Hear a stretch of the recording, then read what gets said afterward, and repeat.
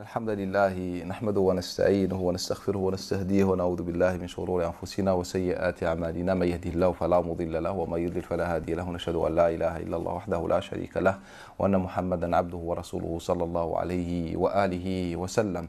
لازلنا مع سورة البقرة وما حوت من ذكر قصة بني إسرائيل. Nous sommes donc toujours avec la surah de Al-Baqarah et le récit de Bani Israël. وقد كنا ذكرنا في آخر جلسة معالم ضلال بني إسرائيل وكيف أنهم لم يحترموا الميثاق فاستحقوا بذلك الاستبعاد من رحمة رب العالمين. Et la fois passée, on a vu comment les Bani Israël se sont égarés et comment ils n'ont pas respecté l'engagement qu'ils ont donné à Allah Ta'ala. ولكن بقيت ها هنا أو بقي ها هنا سؤال, mais il nous reste une question qui est fondamentale et pertinente. لماذا ضل بنو إسرائيل أو كيف ضل بنو إسرائيل? La question c'est comment les Bani Israël se sont égarés. Nous on a dit que Bani Israël se sont égarés et on a vu les domaines dans lesquels ils se sont égarés selon Al-Qur'an Al-Karim, selon Al-Qur'an Al-Karim. Mais la question qui reste, c'est comment les Banu Israël se sont égarés. Comment ils se sont égarés? Et bien la réponse se trouve dans Al-Qur'an Al-Karim. إذ يقول الله تعالى ومنهم أميون لا يعلمون الكتاب إلا أماني وإنهم إلا يظنون. Allah Ta'ala dans ce verset, dans Surat Al-Baqarah, il nous dit qu'il y en a parmi eux des ummiyin, des illettrés. Ummiyun, la ya'lamoun al-kitab, ils ne connaissent que de ce livre que al-amani, les faux espoirs. Al-amani. Qu'est-ce que ça veut dire ummiyun? Est-ce que ummiyun veut dire illettrés qui ne savent ni écrire ni lire, ou veut dire autre chose dans ce verset? Et bien quand on lit la suite du verset, on se rend compte que illettré ici, ou bien l'ummiyoun, ne veut pas dire celui qui ne sait ni écrire ni lire. Au contraire, Allah Ta'ala l'affirme. Allah Ta'ala il nous dit وَمِنْهُمْ أُمِّيُّونَ لَا يَعْلَمُونَ الْكِتَابَ إِلَّا أَمَانِي وَإِنْهُمْ إِلَّا يَظُنُّونَ فَوَيْلٌ لِلَّذِينَ يَكْتُبُونَ الْكِتَابَ بِأَيْدِيهِمْ ثُمَّ يَقُولُونَ هذا من عند الله ليشتروا به ثمنا قليلا فويل لهم مما كتبت أيديهم وويل لهم مما يكسبون. Donc dans ce verset, le verset suivant, Allah Ta'ala il nous dit le malheur ou bien le malheur pour ceux qui avec de leurs propres mains ils écrivent un livre et puis ils l'attribuent à Allah Ta'ala. Donc dans ce verset, Allah affirme qu'ils écrivaient bien de leurs propres mains des livres et puis il les attribuait à Allah. Donc le mot ummiyun dans ce verset ici ne veut pas dire celui qui ne sait ni écrire ni lire. Il veut dire tout simplement que ce sont des gens qui ne maîtrisent pas le livre et ils connaissent du livre que Al-Amani. Et donc la question, qu'est-ce que Al-Amani? Car notre objectif c'est de savoir pourquoi ou les causes qui ont mené Banu Israël à l'égarement.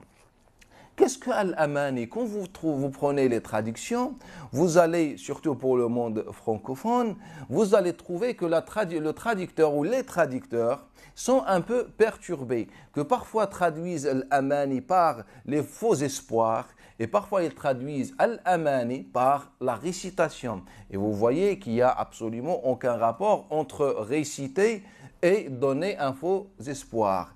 Et donc, pourquoi cela? On va répondre, Inch'Allah, à la fin. Mais là, on essaie de suivre l'ordre de Al-Qur'an Al-Karim. Qu'est-ce que Al-Amani? Qui sont touchés par Al-Amani? Et qui donne Al-Amani? Ce sont des réponses, ou bien ce sont des questions qu'on peut trouver la réponse dans Al-Qur'an Al-Karim. Il nous faut juste lire et étudier Al-Qur'an Al-Karim. Allah fi Surat An-Nisa nous dit يَعِدُهُمْ وَيُمَنِّيهِمْ وَمَا يَعِدُهُمُ الشَّيْطَانُ إِلَّا غُرُورًا. Il leur donne des promesses, il leur donne des faux espoirs, Al-Amani. Et le shaitan ne leur promet que al-ghurur, c'est-à-dire des espoirs ou bien des promesses trompeuses. Donc dans ce verset dans Surat An-Nisa, Allah Ta'ala nous dit que l'origine de l'amani, c'est Ash-Shaytan. Mais la question, qui sont dans le Coran al-Karim et selon le Coran al-Karim, qui sont à la portée de l'amani, qui sont influencés par l'amani, qui sont influencés par l'amani, qui sont touchés par l'amani. Et là, vous allez voir que nous, les musulmans, on est concernés par ce récit de Bani Israël. De Bani Israël.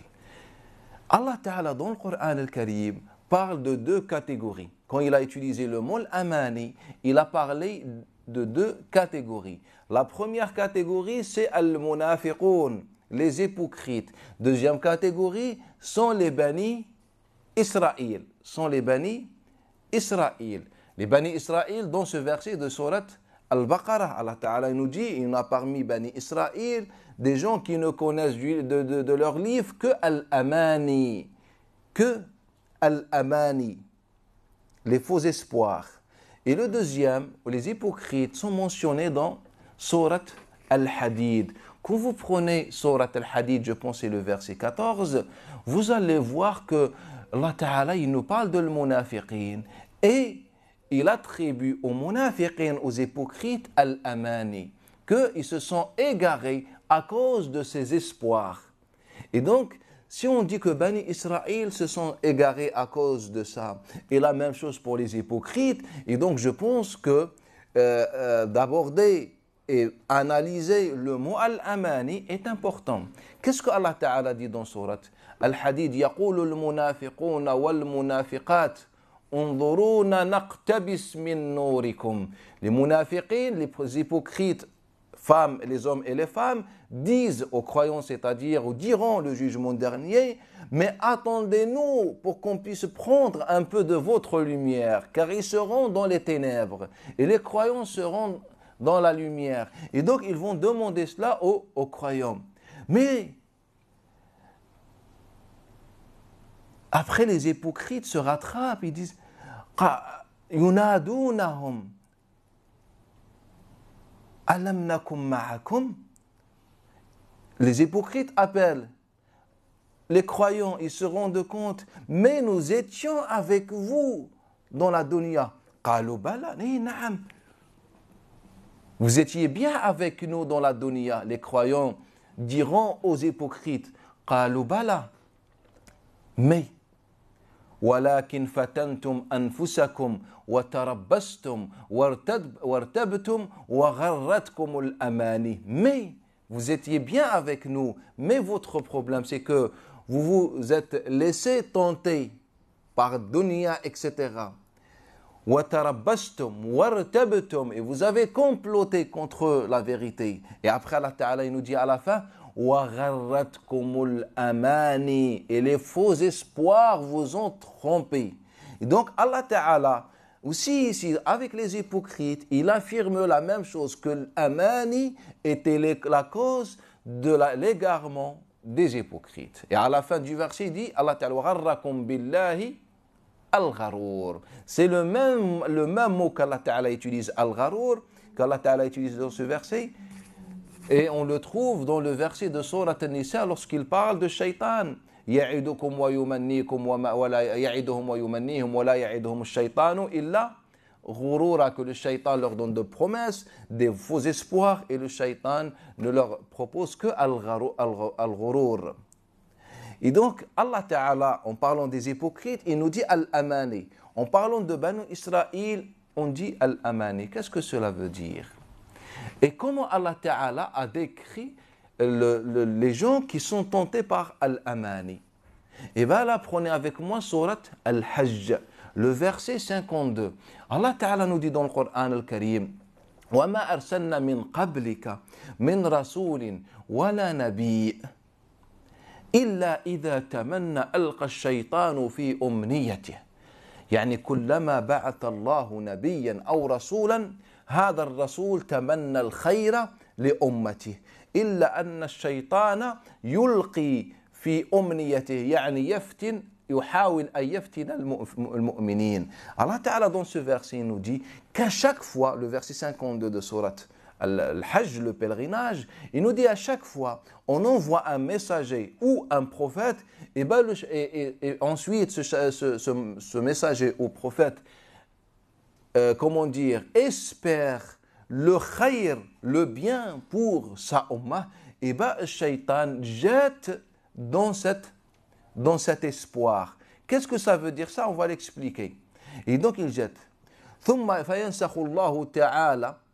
Allah Ta'ala dit وَمَا أَرْسَلْنَا مِنْ قَبْلِكَ مِنْ رَسُولٍ وَلَا نَبِيٍّ إِلَّا إِذَا تَمَنَّى أَلْقَى الشَّيْطَانُ فِي أُمْنِيَّتِهِ فَيَنْسَخُ اللَّهُ مَا أَلْقَى الشَّيْطَانُ ثُمَّ يُحْكِمُ اللَّهُ آيَاتِهِ وَاللَّهُ عَلِيمٌ حَكِيمٌ. Donc à chaque fois Allah nous envoie un messager ou prophète, ce dernier il espère le khayr pour sa ummah, mais le shaitan va toujours contrer l'espoir de ce prophète, donc en jetant les fitna. Mais Allah Ta'ala il nous dit que certes Allah Ta'ala efface ce que Shaitan jette. قال وما جعل ما يلقي الشيطان إلا فتنة للذين في قلوبهم مرض والقاسية قلوبهم. Et là Allah Ta'ala nous explique et il nous dit que Allah comment dire, afin de faire de ce que le shaitan jette une fitna, une tentation pour deux catégories. Allah Ta'ala nous dit dans le verset 53. Il nous dit afin que Allah fasse de ce que le shaitan jette une tentation pour deux personnes. Pour ceux qui ont la maladie au cœur et pour ceux qui ont le cœur dur. Ladina fi qulubihim marad, la maladie au cœur, wal qasiya, ceux qui ont le cœur dur. Et là, je vous pose une question. Le mot, la dureté du cœur, on l'a vu dans quel verset? Si vous vous rappelez, et si vous êtes revenu au Coran al-Karim, on l'a trouvé dans Surat al-Baqarah, après l'histoire de la vache, lorsque Moussa alayhi salam leur dit, Allah vous ordonne de battre ou de sacrifier une vache. Et donc après les différentes interrogations, Allah Ta'ala nous dit quoi? ثُمَّ قَسَتْ قُلُوبُكُمْ فَهِيَ كَالْحِجَارَةِ أَوْ أَشَدُّ قَسْوَةً. Et ensuite, les conséquences, le résultat, c'est que vos cœurs se sont endurcis. Et ils sont devenus comme des pierres ou plutôt encore plus dur. Et donc, on a dit quoi, nous, la fois passée? On a dit que, au lieu qu'ils obéissent à Allah Ta'ala, ils se sont interrogés, ils ont interrogé le prophète, car Allah Ta'ala leur a dit, par l'intermédiaire de Moussa alayhi salam, sacrifier une bête. Et donc, les croyants disent quoi lorsqu'ils reçoivent ce genre d'ordre? Sami'na wa ata'na. Nous avons entendu, nous avons obéi. Mais eux, ils ont dit quoi? Demande à ton Seigneur de nous préciser la vache. Et donc, il leur a précisé. Et après, ils ont demandé la couleur. Et après, ils ont dit que les vaches se ressemblent.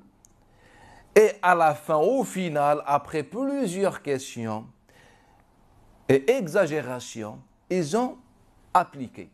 Mais Allah Ta'ala leur a dit qu'à cause de ces questions, à cause du fiqh, comment, pourquoi, le halal, le haram, comment quels sont les critères ou les signes ou je ne sais pas, et bien à cause de cela, puis vos cœurs se sont endurcis. La suite de ça, c'est l'endurcissement des cœurs. Et là, on regarde, on trouve que Allah Ta'ala reprend le même mot. Et il nous dit, en parlant de la fitna de shaitan et de l'amani, car Allah Ta'ala il nous dit dans le verset 52 de Surat Al-Hajj, à chaque fois Allah envoie un messager ou un prophète, ce messager il fait tamanni, il espère le khayr. Sauf que shaitan, il contre ça par d'autres espoirs qu'on appelle ça les faux espoirs, al-amani. Il essaye de lutter contre le khayr du prophète et du messager par ça. Mais Allah Ta'ala nous dit que cet espoir, ou bien ce faux espoir de shaitan, ne peut tenter que deux personnes. celle qui a la maladie au cœur et celle qui a le cœur dur. Qui a le cœur dur. Et quand on revient à Surat al-Baqarah, Allah Ta'ala nous dit quoi? Il y en a parmi eux des ummiyin, des ignorants, qui ne connaissent du livre que al-amani, les faux espoirs. Là, est-ce que vous voyez avec moi le lien qui tourne autour du faux espoir et l'endurcissement du cœur? Wal-iyadu billahi ta'ala. En fait, on est dans le même esprit. Mais qu'est-ce que cela veut dire? Qu'est-ce que ça veut dire l'amani maintenant? Là, on a vu que Bani Israël, pourquoi leurs cœurs sont devenus durs? On a vu avec le Coran al-Karim, car au lieu d'appliquer, ils se sont interrogés, se sont posé des questions du fiqh. Mais est-ce que c'est obligatoire? Quelles sont les conditions? Est-ce que l'intention est obligatoire? Est-ce que faire comme ça est obligatoire? Ou je dois mettre mes mains quand je prie? Ou je dois regarder quand je prie? Les différentes questions qu'on pose nous quotidiennement. Et Bani Israël, ils avaient fait la même chose. Quelle est la couleur? Précise là. Mais comment? Quand? Où? Égorger? En quel niveau? Et que faire maintenant? Et donc, ils se sont posé des questions. On l'achète avec quoi? De l'or ou avec quoi? Ou de l'argent? Et donc, ils se sont posé des questions. Le résultat, c'était quoi? C'est que leurs cœurs sont devenus durs. Et nous, on s'est posé les mêmes questions. C'est pour ça que la Ummah vit un échec aujourd'hui. Les cœurs des croyants aujourd'hui sont durs, plus durs que les pierres. Car au moins, les pierres font sortir de l'eau, comme Allah dit dans ce verset. Et nous, nos cœurs sont stériles, wal-iyadu billahi ta'ala. Et donc, c'est la même cause. Et donc, qui a mené à l'égarement de Bani Israël? Allah Ta'ala met le doigt sur al-amani. Il nous dit al-amani, les faux espoirs. Mais comment cela? Allah Ta'ala l'explique. Il nous dit quoi? Malheur pour ceux qui, de leurs propres mains, écrivent un livre. Et puis ils font quoi? Ils l'attribuent à Allah, comme venant d'Allah Ta'ala. Ils le considèrent comme ça. Voilà, ils écrivent des livres et après ils disent, voilà, c'est le livre d'Allah Ta'ala. Mais la question, comment ils peuvent influencer les autres? Car rappelez-vous, Allah Ta'ala, ou bien Moussa alayhi salam, lorsqu'il leur a dit de sacrifier une bête, une vache, ce n'est pas tout Bani Israël qui se sont opposés et qui ont dit à Moussa, mais précise-là, ce sont l'élite de Bani Israël, ce sont les fuqaha, les savants, les juristes, les proches de Bani Israël, les fuqaha, les savants de Bani Israël, qui ont interrogé Moussa alayhi salam, et précise-là, etc. Et dans ce verset, Allah Ta'ala, par lequel on a commencé par l'assise, Allah Ta'ala affirme la même chose. Il ne nous dit pas Wahum ummiyoun, ce sont des ummiyoun, des ignorants. Il dit wa minhum, il y en a parmi eux ummiyoun, qui veut dire que le reste de Bani Israël, la masse, en fait, n'a fait que suivre les autres. Mais ceux qui ne connaissent du livre que l'aman et les faux espoirs, ce sont les chefs. Et ce sont bien les gens qui vont écrire de leurs propres mains des livres et puis ils vont les attribuer à qui? À Allah Ta'ala.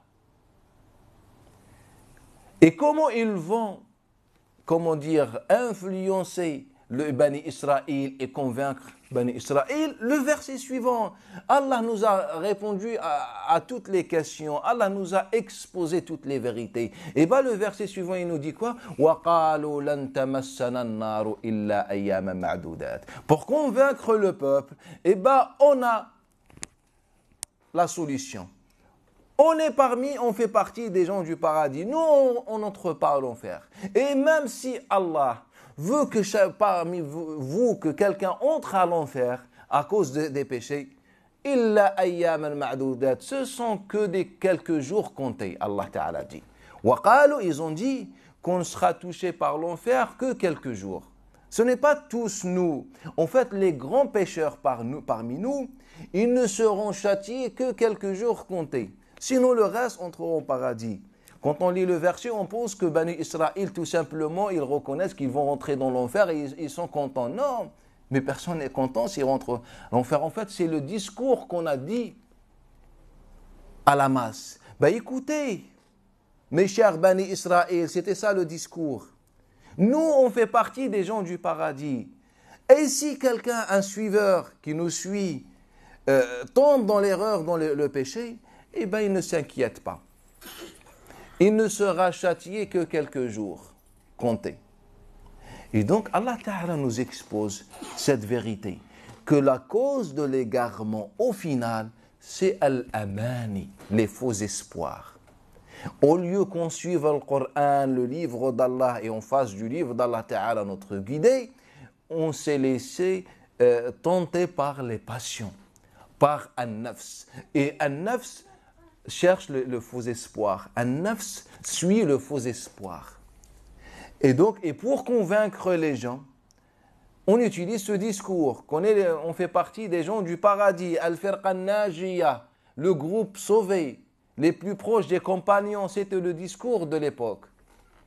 Et comment faire maintenant pour les faire venir à nous? Il leur faut des supports. Donc qu'est-ce qu'on fait? On a écrit de nos propres mains des livres. On a écrit de nos propres mains des livres. Aujourd'hui, les musulmans lisent le Coran ou lisent quel livre? Aujourd'hui, on lit quoi? La priorité. Quand on veut apprendre, quand on veut prêcher, quand on veut X, etc., enseigner, on lit le Coran ou Al-Bukhari, on lit le Coran ou Riyad Salihin, on lit le Coran ou Ihya Ulumuddin al-Ghazali, on lit quoi? Aujourd'hui, on a délaissé le Coran, il est derrière le dos. On a tourné notre dos au Coran al-Karim wal-'iyadu billah. Et bien, c'est ce que Bani Israël ont fait. Allah a fait descendre quoi sur Moussa alayhi salam? Un livre. Comment il s'appelle? At-Tawrat. Est-ce qu'ils ont pris soin de Tawrat? Non. Qu'est-ce qu'ils ont fait? Ils ont fait At-Talmud, par exemple. Ce sont les fatwas de leurs rabbins. Ce sont les positions, les réflexions de leurs rabbins. Au lieu qu'ils prennent At-Tawrat. En fait, c'est la même chose pour nous. Et les rabbins, ils ont dit quoi? Que ces livres-là qu'ils ont écrits de leurs propres mains, ils ont dit que ces livres-là viennent de leur tête. Non, ils ont dit qu'ils viennent d'Allah. Et ce qu'on dit aujourd'hui, nous, nos livres viennent d'où? Mais c'est Allah. C'est le Coran, en fait, c'est l'interprétation du Coran, donc c'est din. Et donc, on est en train de marcher sur les pas de Bani Israël sans se rendre compte. On a le Coran al-Karim, on n'a pas besoin d'autre chose. On n'a pas besoin d'autre chose. Nabi sallallahu alayhi wa alihi wa sallam, on a besoin de lui ou pas? Bien sûr. Comment? Qu'est-ce qu'Allah a fait dans le Coran al-Karim? A réservé une bonne partie de le Coran al-Karim pour les récits des prophètes. C'est vrai ou pas? Les prophètes et les messagers. Pour quelle raison? En fait, il voulait donner un modèle concret à ceux qui vont lire le Coran al-Karim. Vous avez Adam alayhi salam, les fils de Adam alayhi salam. Quand j'ai les fils de Adam, pour ne pas dire Qabil ou Habil. Nuh alayhi salam, Moussa alayhi salam, Isa et les autres prophètes. Et bien pour nous, Nabi sallallahu alayhi wa sallam, c'est la même chose.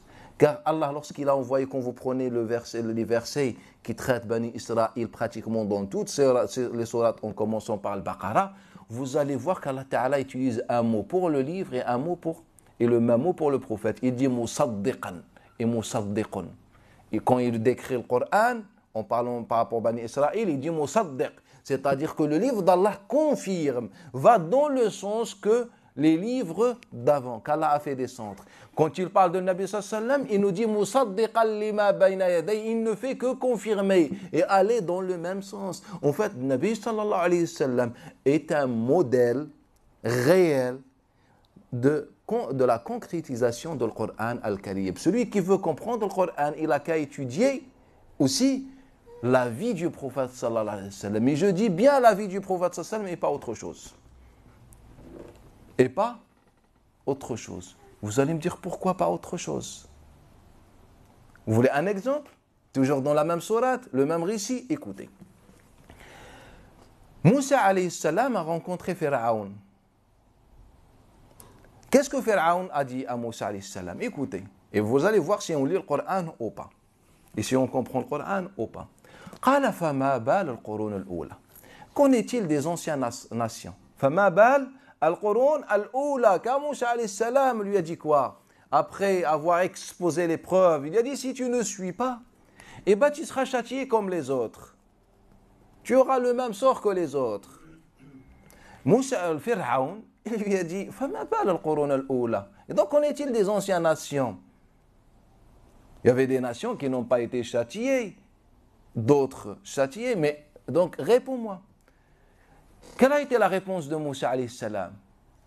قال علمها. Écoutez le Coran. قال علمها عند ربي في كتاب لا يضل ربي ولا ينسى.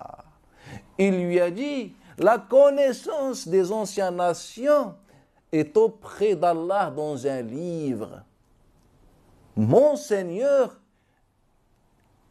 n'oublie pas et il ne se trompe pas non plus. Moussa a répondu ou pas quand il lui a parlé des anciennes nations? Il a répondu ou il a attribué la connaissance à Allah? À Allah. Est-ce qu'il lui a dit, eh ben, telle tribu, c'est comme ça et c'est comme ça, il lui explique. Moussa alayhi salam, qu'est-ce qu'il a fait? Il a tout simplement reconnu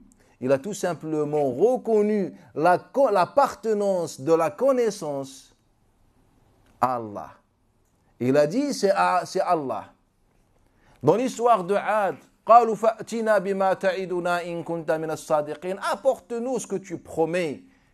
La tribu dit à Hud alayhi salam, قال إنما العلم عند الله. Il leur a dit quoi? إنما العلم عند الله. Et moi, أبلغكم. Il leur a dit, le ilm, la science, la connaissance n'est qu'auprès d'Allah. Et moi, mon travail, c'est al-balagh, je transmets. Est-ce que Ad leur a aussi sorti des hadiths ou des récits des anciennes nations? Quand on lui a posé la question, non. Et c'était la réponse de tout le monde. Maintenant, billah alaykum, je vous pose une question toute simple. C'est Allah Ta'ala dans plusieurs versets. Il nous dit que Muhammad, sallallahu alayhi wa sallam, n'a fait que confirmer. Et aussi, il a reconnu que la connaissance n'est qu'auprès d'Allah Ta'ala. Et que Muhammad, sallallahu alayhi wa sallam, suit les traces des anciens prophètes et messagers. Comment expliquez-vous que tous les messagers étaient incapables de livrer une petite information, moindre d'information sur les anciennes nations, et nos livres sont remplis des hadiths sur les anciens récits? Expliquez-moi ça. Comment tous les prophètes, reconnaissent leur niveau et leur capacité devant Allah Ta'ala, et nous, dans nos hadiths, on trouve que tous les récits. En fait, Allah Ta'ala, il nous dit qu'ils écrivent de leurs propres mains un livre, puis ils les attribuent à Allah. En fait, c'est ce qu'on a fait. Est-ce qu'on a compris le Coran? Nous, on connaît dans le Coran al-Karim que les faux espoirs. Et pour compléter ce manque-là, de nos propres mains, on a écrit des livres. Et qu'est-ce qu'on a dit aux gens? Nous, on fait partie des gens du paradis. Et si parmi vous des pécheurs, ce n'est pas grave. Ils ne seraient interrogés que quelques jours. Et on est en train de reproduire, en fait, la même sunna, la même religion que les rabbins de Bani Israël ont inventé, ont mis en place. On est en train de refaire la même chose. On a écrit dans nos propres mains des choses. Comment expliquez-vous que les prophètes disent que la science ne se trouve qu'auprès d'Allah Ta'ala et qu'ils attendent la révélation pour qu'ils puissent répondre, et nous, notre patrimoine est rempli de textes de ce genre de hadith? Il y a combien de prophètes et messagers? Il y a 124 313. Comment le prophète a eu cette information? On suppose que le hadith est authentique. Il est impossible qu'il soit authentique. Juste pour la simple raison que le prophète sallallahu alayhi wa sallam ne parle qu'avec révélation. Et comme les autres prophètes, il attend la révélation, c'est-à-dire le support qu'il a, le Coran qu'il a, le livre qu'il a, pour qu'il puisse en parler. Et nous, vous nous dites, lorsqu'on pose à Moussa alayhi salam, qui fait partie de Ulil Azm, les grands messagers, il nous dit tout simplement, j'ai aucune idée sur les anciennes nations. Et là, on trouve dans un hadith chez nous qui dit 124 000. Est-ce logique? Idriss se trouve où? Alayhi salam. Au 4e ciel, on a dit qu'Allah a pris son âme au 4e ciel. Dans le hadith de ce qu'on appelle le voyage nocturne. De certains fameux Malik ibn Sa'ad qui ne fait même pas partie de fils de Adam alayhi salam, car il n'a jamais existé. Et comment donc le prophète peut avoir cette information si elle ne se trouve pas dans le Coran al-Karim? Et quand on creuse, on se rend compte que tout simplement, comme rapporte Hilal ibn Yassaf, c'est Ka'b al-Ahbar le premier qui a dit ça dans un discours célèbre. Et puis ça a été propagé.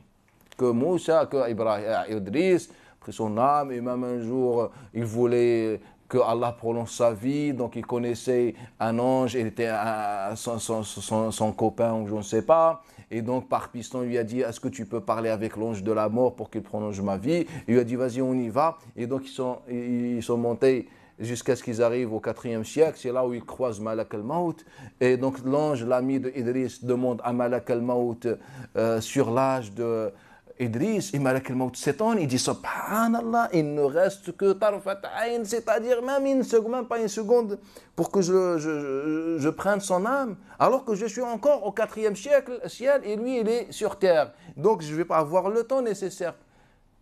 Et l'ange lui dit non, en fait il est avec moi, et il a pris son âme. Et d'un coup, ce hadith-là se trouve parmi les hadiths, alors que c'est les bêtises de Bani Israël, ce que les Bani Israël ont inventé. Que Moussa ou Adam alayhi salam, que il y a eu un débat entre Moussa alayhi salam et Adam, et Moussa dit à Adam, tu nous as fait sortir du paradis, et Adam dit, comment tu me reproches quelque chose que Allah Ta'ala m'a prescrit avant mon existence? Vous connaissez, je pense, ce hadith, c'est l'un des hadiths les plus célèbres, et ça, quand on creuse, on se rend compte que tout simplement que ça vient de Bani Israël. Mais en fait, sans qu'on rentre dans le côté technique, je ne suis pas en train de vous dire, il faut que vous fassiez ce que les chouyours n'ont pas fait pendant des siècles, des rangs du siècle. Je ne suis pas en train de vous demander de faire ça, des recherches pour chaque hadith, etc. Car déjà, les chouyours n'ont pas fait ça, malheureusement. Mais je vous demande tout simplement de lire le Coran al-Karim et comparez-le avec ce qu'on a dans notre patrimoine. Ça ne colle pas trop. Ce n'est pas logique. Ce n'est pas logique. Dans le hadith de Saïd, d'après Sharik, qui est dans le Bukhari, il nous dit quoi? Écoutez votre prophète ce qu'il a dit. Il a dit, tuez Al-Wazar, car il soufflait dans le feu de Ibrahim. C'est-à-dire les lézards, les pauvres, ils étaient en train de souffler dans le feu pour que le feu brûle encore plus Ibrahim. Ça veut dire les pauvres lézards, ces bêtes qu'Allah a créées, étaient conscients et ils voulaient tuer Ibrahim alayhi salam. Donc dans notre religion, il faut les tuer. Étrangement, ce hadith-là, aux yeux de la science du hadith, il est notoire. Quand il est rapporté par Amir ibn Sa'd d'après le père, Sahl ibn Abi Salih d'après le père, d'après Abi Hurayra, rapporté par Abi Shaybani d'après Ibn Mas'ud, etc. Quand vous prenez les chaînes de transmission, le hadith il est authentique. Et bien, qu'est-ce que vous en pensez? Et aujourd'hui, de nombreux soi-disant chercheurs, ils ont fait des recherches, ils se sont rendus compte que certains lézards contiennent des poisons, etc. Et que ce hadith-là prouve la prophétie de Nabi, car il nous a demandé de les tuer, car il contient des bactéries ou des poisons. Mais elles venaient, donc on va tuer tous les animaux qui ont une arme pour se défendre, subhanallah. Donc on peut tuer même les chats car ils ont des griffes. Subhanallah, ça n'a aucun sens. Et ce sont des chouyours qui, soi-disant, font de ce genre de recherche. Et bien ça n'a aucun rapport. Allah Ta'ala nous a dit de façon explicite que le problème c'est l'amani. Et qui mène à écrire des livres et qu'on les attribue à Allah Ta'ala, alors qu'au principe, on n'a pas besoin, selon le Coran, on n'a pas besoin d'autres livres. Et la troisième chose, c'est que pour convaincre le Bani Israël, il nous faut un discours. Et le discours est simple. Pour la masse qui n'est pas forcément intellectuelle ou qui ne veut pas réfléchir, eh ben on va lui dire, tu rentres au paradis. Ce qu'on dit aujourd'hui, chaque cheikh dit à ses serviteurs, ses serviteurs, vous entrez au paradis si vous me suivez. Me suivez. Car le Taïf al-Najiyya, le groupe sauvé, c'est ça la guidée, c'est ça la vérité, c'est ça le haqq. Il n'y a pas le haqq. Personne ne connaît le haqq. Le seul haqq, c'est le Coran al-Karim. Et nous, on essaye de comprendre. Si on se trompe, peu importe là où on est tombé dans l'erreur, on est tombé, et bien tout simplement, c'est Allah Ta'ala dit la yukallifullah nafsan illa wus'aha. Là, et Allah Ta'ala ne demande pas à son serviteur plus de ses capacités. Inch'Allah, Allah Ta'ala lui pardonne sans aucun problème ses péchés, tout simplement. Et donc, pour qu'on revienne, la question c'est Al-Amani, ce qu'on n'a pas compris. Et là, le mot Al-Amani, et donc quand on prend le Coran, à chaque fois je vous dis, le Coran est un langage commun, est un langage qui s'adresse au commun des gens. Et donc, il ne faut pas chercher les mots dans le Coran. Il ne faut pas les chercher dans les dictionnaires ou dans la poésie arabe, car le Coran est un langage simple et on a déjà expliqué ça. Et donc, qu'est-ce que l'amani? Si vous demandez à n'importe quel arabophone ou quelqu'un qui connaît un peu l'arabe, il va vous dire que l'amani, c'est souhaiter quelque chose, avoir un espoir, tout simplement. Comme rapporte Abdurrahman ibn Abi Hisham d'après son père que Urwa, son père, Abdullah ibn Zubayr, son oncle, et Mus'ab ibn Sa'd ibn Abi Waqqas et Abdullah ibn Umar se sont réunis un jour et ils se sont dit فَلْيَتَمَنَّا كُلُّ وَاحِدٍ, que chacun souhaite quelque chose ou il nous parle de ses souhaits. Et donc chacun a souhaité quelque chose. Et donc c'est ça l'amani. Et donc, qu'est-ce que l'amani? Et Allah Ta'ala dit وَإِنْهُمْ إِلَّا يَظُنُّونَ, ils ne suivent que les conjectures, c'est-à-dire que l'amani, c'est le contraire de la réflexion. Donc, quand on prend le Coran al-Karim, l'amani, ce mot est situé dans le contraire, comme contraire de la réflexion. Donc, c'est ça qui a manqué à Bani Israël. Mais, pourquoi depuis tout à l'heure je prends al-Mushaf? En fait, pour vous montrer quelque chose, car souvent je jette des coups d'œil sur certaines traductions, juste pour voir un peu comment on traduit. Et l'objectif, c'est j'essaye de, quand je parle d'apporter quelque chose aux musulmans, donc j'essaye de voir ce qui se passe dans les livres, bien dans les traductions. Et donc j'ai pris... J'avais déjà lu ça dans une traduction, et là, en rentrant à la mosquée, j'ai pris comme ça un livre, un mushaf, traduit. Et donc, j'ai pris Surat Al-Hajj, le verset, je pense que c'était le verset 52, naam. Le verset que j'ai cité tout à l'heure. Que Allah Ta'ala dans le son, il dit وَمَا أَرْسَلْنَا مِنْ قَبْلِكَ مِنْ رَسُولٍ وَلَا نَبِيٍّ إِلَّا إِذَا تَمَنَّى, qu'à chaque fois on envoie un messager à un nabi et qu'on fait une omniya.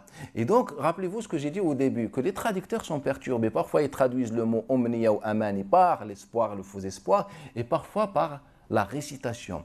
Et ça n'a aucun rapport. Mais la seule fois où c'est traduit par récitation, ou l'origine des fois, dans laquelle c'est traduit comme ça, en fait, c'est dans Surat Al-Hajj, le pèlerinage. Et ils ont dit, en fait, ce n'est pas... Le verset, ça ne veut pas dire ce que j'ai dit moi. Ce qui est conforme au Coran et à la langue arabe, le langage commun. Ils ont dit, non, en fait, il y a une exception. C'est pour ça, quand vous prenez, la traduction, et ben, ou bien le commentaire, il nous dit, souhaiter, donc l'amani, comme je dis, souhaiter, ce que je dis depuis tout à l'heure. Mais le contexte du verset lui donne le sens de réciter. Le contexte du verset lui donne le sens de réciter. Voir note concernant Surat 53, verset 19. Surat 53 qui veut dire Surat An-Najm, l'étoile, verset 19. Et donc selon le traducteur, bien, le comportement du traducteur veut dire deux choses. Qu'en tant qu'un musulman, quand j'ai le Coran al-Karim, je ne peux pas comprendre le Coran al-Karim loin des nôtres. Alors que chaque sourate est indépendante. Chaque sourate contient un message séparé. Donc je peux, avec une seule sourate, sans étudier les autres sourates, je peux la comprendre. Et la deuxième chose, c'est qu'il nous a apporté un sens nouveau. Et donc, moi, les quelques traductions que j'ai pu voir, c'est toujours la même chose, on met la même note. Pourquoi je lis ça devant vous? Pour que vous soyez conscients, car certains, parfois, peut-être, ils ont la flemme d'ouvrir un mushaf. Et donc, je l'ouvre à votre place, car à chaque fois, je dis, aujourd'hui, je me suis dit, il faut que j'ouvre le mushaf devant tout le monde, et comme ça, je leur montre. Et donc, là, vous voyez avec moi dans la traduction, il y a un petit commentaire, il dit que dans le contexte, donne à ce mot un sens, ou bien le sens de réciter. Est-ce que vous savez pourquoi?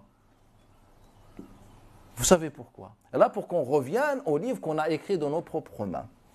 Car on a dit que le prophète, quand il était en train de réciter à Mecca, Shaitan l'a influencé et il a fait réciter un verset satanique. Vous allez me dire pourquoi? Eh bien, prenez Surat Al-Hajj. J'ai dit Surat Al-Hajj. Ya Allah. Surat Al-Najm.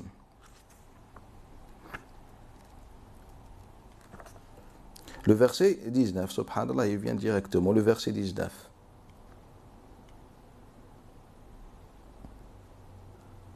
Allah, je vais vous lire le verset 20 directement. Il dit, car c'est le verset 20, il y a la note. Il dit, ainsi que Manat, cette troisième autre. C'est-à-dire, Allah Ta'ala, il dit dans le sens, voyez-vous ces idoles, et nous cite quelques-unes, tout ça, voyez-vous ces idoles. Et donc, lorsque le prophète a récité ce passage, Afara'aytumul Lat wal Uzza, lorsqu'il a récité ce passage, et ben, Shaitan l'a influencé. Et au lieu qu'il termine la surah, il a dit فَتِلْكَ الْغَرَانِيقُ الْعُلَى وَإِنَّ شَفَاعَتَهُنَّ لَتُرْتَضَى. Ce sont les grandes gharanir. Et le gharanir, ce sont les oiseaux blancs. Ce sont des oiseaux blancs. Et que leur intercession est fortement recommandée. C'est que, en fait, Allah Ta'ala ici ne critique pas Allah. Il nous dit Afara'aytum Lat wal Uzza. Il nous dit, ce sont les oiseaux blancs à qui on doit demander de façon obligatoire, on doit demander leur intercession shafa'a. Et donc, Shaitan, il a parlé à la place du Nabi, sallallahu alayhi wa sallam.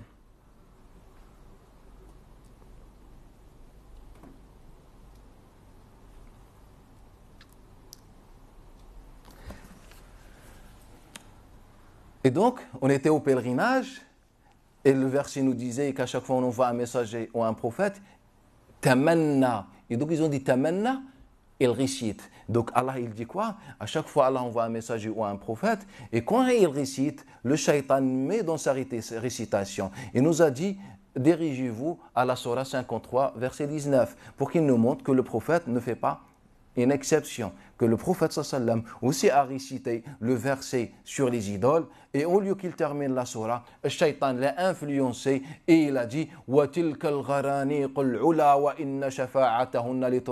qu'est-ce qui s'est passé? Les mouchriquins se sont prosternés. Et je pense que vous connaissez un peu le reste de l'histoire, que les gens qui étaient au Habasha, les muhajirin, ont appris que les mouchriquins, les associateurs de Mecca, ont embrassé l'islam, ils se sont prosternés et ils sont venus. Eh bien, c'est ça ce qu'on apprend aux musulmans. Là, on est en 2017 ou je ne sais pas.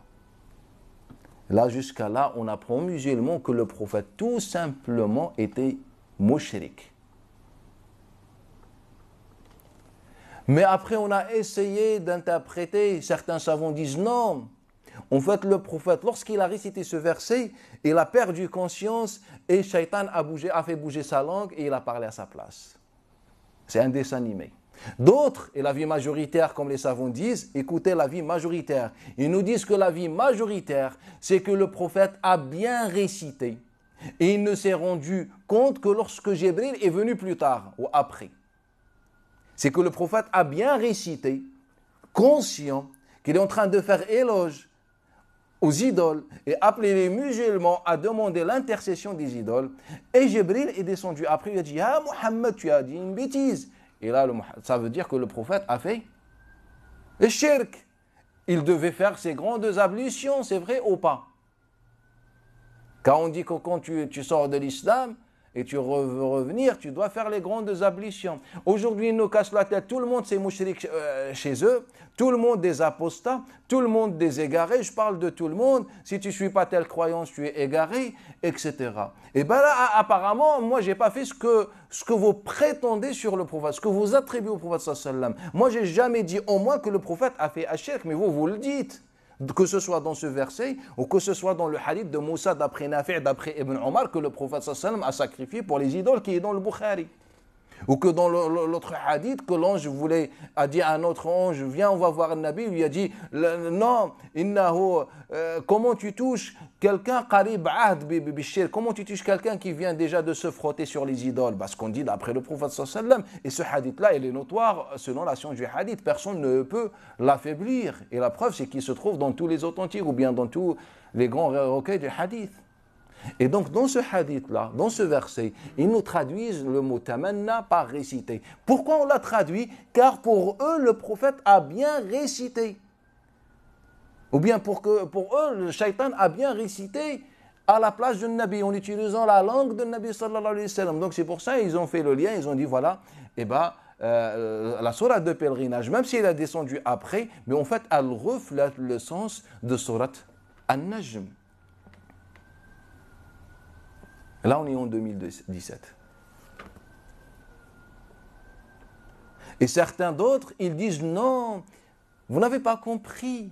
Le shaitan qui a manipulé le prophète sallallahu alayhi wa sallam n'est pas n'importe quel shaitan. Ce n'est pas le shaitan noir, c'est le shaitan blanc. Donc il y a deux shaitans, un shaitan gentil et un shaitan, donc le diable blanc, comme on voit dans les dessins animés. Ils ont dit ce n'est pas le noir, ça c'est le blanc. Prenez Tafsir al-Baghawi, par exemple, et vous allez trouver qu'il a attribué ça aux savants de l'islam. Comme quoi, ils ont dit que c'est le shaitan le blanc, qui a fait ça. Et donc, c'est un shaitan gentil. Donc, ce n'est pas c'est pas quelque chose de grave, c'est un shaitan gentil. Et même si aujourd'hui, certains essayent d'affaiblir le récit, comme quoi le prophète a été manipulé par un shaitan, ils ne peuvent pas, car jusqu'à ce jour-là, on traduit le Coran al-Karim à la lumière de ces livres qu'on a écrits de nos propres mains, jusqu'à maintenant. Même si on dit qu'il est faible, mais quelqu'un qui lit le Coran al-Karim, il sait, il lit la traduction, il sait que ce n'est pas vrai. Regardez, jusqu'à ce jour-là, on est en train toujours de suivre, de comprendre le Coran conformément à ces livres qu'on a écrits de nos propres mains. En plus, Ibn Hajar al-Asqalani a authentifié le hadith et les premiers savants de l'islam ont authentifié le hadith, à l'exception de quelques muhaddithin comme le Bayhaqi ou Ibn Khuzayma ou je ne sais pas, mais sinon on a affaibli. Et ceux qui ont on a authentifié le hadith et ceux qui ont affaibli le hadith, ils n'ont pas eu toutes les chaînes de transmission. Car nous, aujourd'hui, quand vous entendez un discours, il va vous dire quoi? Le grand cheikh aujourd'hui de l'islam, je ne parle pas d'un vulgaire prédicateur, je parle d'un cheikh qui est considéré aux yeux des gens comme un cheikh. Il va vous dire non, en fait, la chaîne n'est pas, elle continue pas. Il n'y a pas une continuité, était ça dans la chaîne de transmission, car Saïd ibn Jubayr n'a pas dit d'après Ibn Abbas, et il nous dit Umayya ibn Khalid, un certain Umayya ibn Khalid, et seul qui dit à la fin d'après Ibn Abbas, et les autres ils disent d'après Saïd ibn Jubayr. Et moi je lui dis non, car en fait ce n'est pas, Umayya ibn Khalid n'est pas le seul qui rapporte ce hadith-là. Ce hadith-là, il est rapporté également par Uthman, d'après Saïd ibn Jubayr, d'après Abdullah ibn Abbas, c'est-à-dire il y a une autre chaîne de transmission, sachant que Daoud ibn Abi Hind le rapporte d'après Abu al-Aliya, sachant que Ma'mar d'après Qatada le rapporte, etc. Et c'est pour ça que Ibn Hajar al-Asqalani, il a réfuté les propos de Abu Bakr ibn al-Arabi ou al-Qadi Iyad qui ont affaibli ce hadith. Il leur a dit non, on change le hadith, il est authentique. Maintenant, si tu me dis faible, pourquoi il est faible? Comment il est arrivé là? C'est ça la question la plus pertinente.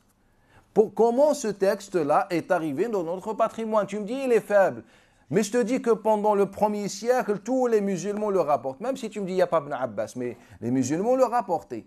Pourquoi donc il est faible? D'où il est venu? Car faible, ça veut dire quoi? Ça ne veut rien dire faible. Moi je veux savoir comment il a été inventé, si il est inventé ou pas. Sachant que l'ensemble des musulmans acceptent le hadith al-mursal. Et ça, c'est un hadith mursal même qui contient plusieurs chaînes de transmission. Ce n'est pas avec ce discours qu'on peut appeler les gens à l'islam. Et donc, pendant ce mois, on a essayé d'étudier le Coran al-Karim. Donc, on a fait quelques assises sur le tafsir du Coran. Mais ce qu'il faut savoir, c'est que ces assises ne sont pas réellement des tafsirs. C'est vraiment pour aider le lecteur, le musulman, à comprendre mieux et à prendre les bons outils pour comprendre le Coran al-Karim. Sinon, tout ce qui concerne le tafsir, bi'idnillahi ta'ala, sera abordé à partir de l'année prochaine, bi'idnillahi ta'ala. Là, on va rentrer réellement dans le tafsir, on va découvrir beaucoup de choses, bi'idnillahi ta'ala. Et puis, la deuxième assise, c'était sur le récit du Coran al-Karim, qui sera également abordé l'année prochaine dans le programme de façon beaucoup plus profonde. Tout ça. Donc là, j'ai essayé juste d'aider, de vous donner quelques outils qui peuvent vous apporter un peu plus de connaissances sur Al-Qur'an Al-Karim. Et ce que vous devez savoir, c'est que Al-Qur'an Al-Karim est la parole d'Allah Ta'ala. Et si on tient fort, de façon ferme au Qur'an Al-Karim, par Allah Ta'ala, on serait à l'abri de toute tentation, de toute fitna et de tout égarement. On a un trésor entre les mains et donc on tient fort à ce trésor-là et qu'on ne fasse pas comme Banu Israël qui ont écrit des livres de leurs propres mains, mais ils n'ont pas été plus loin que ça. Ils ont été égarés, wal'iyadu billahi ta'ala, et rejetés par Allah Ta'ala. Et je termine par le verset sur l'amani. Allah Ta'ala dit Laysa bi amaniyikum wa la amani al-kitab. On utilise le même mot. Laysa bi amaniyikum. Allah Ta'ala dit aux musulmans, ceci ne dépend ni de vos désirs, c'est-à-dire vos faux espoirs. Car rappelez-vous ce qu'on a dit. Al-amani, c'est que nous, on fait partie du paradis. Comme aujourd'hui, tous les musulmans prétendent la même chose. Je parle de toutes les sectes, les islamistes prétendent la même chose. Et bien Allah Ta'ala leur dit, ceci ne dépend ni de vos amani, ni des amani des autres. Man ya'mal sou', quiconque fait des mauvaises choses, et ben il sera interrogé sur ce qu'il a fait. Et c'est ça le discours du Coran Al-Karim. Donc, tenez bien au Coran Al-Karim et sachez que personne ne possède la vérité absolue. C'est seul Allah Ta'ala et le Coran Al-Karim qui sont la vérité. À part cela, il n'y a pas de vérité absolue. On est tous des musulmans. Peu importe nos tendances, nos appartenances, on est tous des musulmans et il n'y a aucune différence. La notion égarée ou pas égarée est une innovation. Il n'y a pas dans l'islam quelque chose qui s'appelle égaré ou égarement. L'égarement, déjà, c'est une innovation. Le fait de prononcer ça, c'est un péché, c'est une innovation, car on a vu, je pense, avec le Coran Al-Karim, les vérités du Coran Al-Karim.